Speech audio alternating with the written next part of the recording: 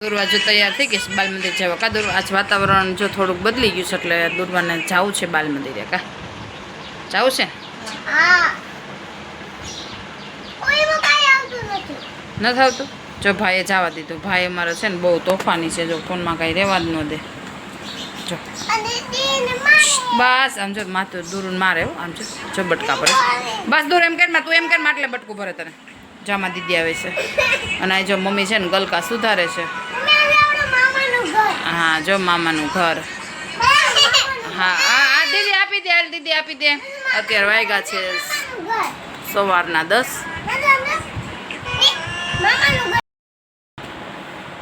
જો અત્યારે માધવ ને દુર્વાન બેન બે હિંચકામાં બેહાડ્યા તમને બતાવું બે હિંચકા જો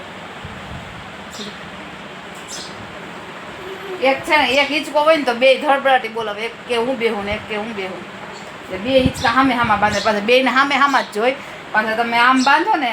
એક બાર ને એક રૂમમાં તોય પાછું વાંધો આવે કાદુ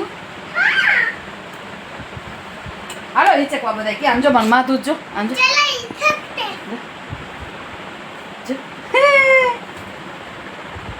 આજ થોડોક વરસાદ ઓછો છે તો ખરો પણ થોડોક ધીમો પડી ગયો છે બપોર પછીનો કોના કોના ગામમાં વરસાદ છે કોમેન્ટ કરજો અમારા ગામમાં તો બહુ જ વરસાદ છે કાદરું તો હવે હજી ઘણા બધા ગુરુ પૂર્ણિમાનો મેં વિડીયો જે મૂક્યો તો એમાં ઘણા પૂછતા હતા કે કયા ગામથી છે તો એ પરબથી છે અને ગૌરી વ્રત હોય ત્યારે ગુરુ પૂનમના દિવસે ત્યાં બધું એ પરબધામમાં હોય મારું માધુ જો શું કે માધુ શું કેસ હા ત્યાં આવો આવો કે બધા આવો કે આજ બધા વહેલા જમીન ફ્રી થઈ ગયા છે અને માધુ દુરુ બે હવે રમે છે શું છે ઉતાર એમ ન આવડે હતો દીદી જો હિંચકો ફરી ગયો છે દીદી બેન જો હિંચકે એને આ જ હિંચકે બેહવું હોય આ હિંચકે ન બેહવું હોય જો અને વરસાદ છે એટલે ન છૂટકે બધાને અંદર તો રાખવા જ પડે કેમ કે આ બહાર તો અત્યારે જવાય એવું છે નહીં અને આને ગમે એમ કરીને રાખવા માટે ગમે એ જેમ કે એમ કરવું પડે વરસાદ છે એટલે કે બહાર તો જવાય એવું છે નહીં અને જેમ કે એમ કરવું પડે કેમ કે વરસાદ છે એટલે જો તમે બહાર લઈ જાઓ તો બહાર બધી નોકરું પાણી કિચકાણ ને એવું બધું હોય એટલે એ કે અંદર રાખવા માટે જેમ કે એમ કરવું પડે કેમ કે આવું તો જેના ઘરમાં નાના છોકરા હોય એને બધાને થતું હોય છે વરસાદ હોય ત્યારે અમે છોકરાઓને અંદર ને અંદર ગમે નહીં પણ વરસાદ હોય તો એને ક્યાં લઈ જવા એવું થતું હોય અને મારું માથું જો ત્યારે બટકા ભરી લે છે મને જો નીચે ઉતરી ગયો છે હાય કરે છે હાય લાઈક કરો કે મારી સબસ્ક્રાઈબ કરો મારી ચેનલને સબસ્ક્રાઈબ કરો કે સબસ્ક્રાઇબ કે લાઈક કરો કે લાઈક શેર એન્ડ સબસ્ક્રાઇબ એન છે ને આપણે શૂટિંગ કરતા એને શાંતિ ન હોય જો પટકા આને લે તને બતાવું લે જો જો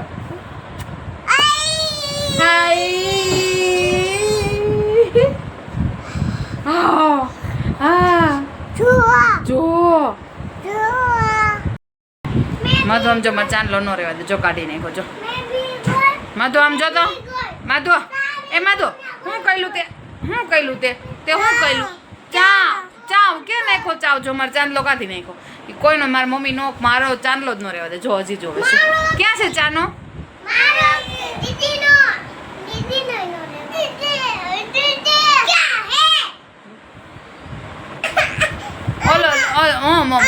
દીદી ખીચાની અને આપણું ચકીન બચ્ચું કે હું તમને એક ચકીન બચ્ચું બતાવું બે ચકીન નાના બચ્ચા ઉઠતા શીખે છે માથું એટલો બધો બીવે છે એનાથી એની વાત નહીં જોજો હમણાં હું બહાર જાઉં એટલે એ બીવ્યો હાલો માથું આપણે ચકીન બચ્ચું લઈ આવે હાલો ક્યાં છે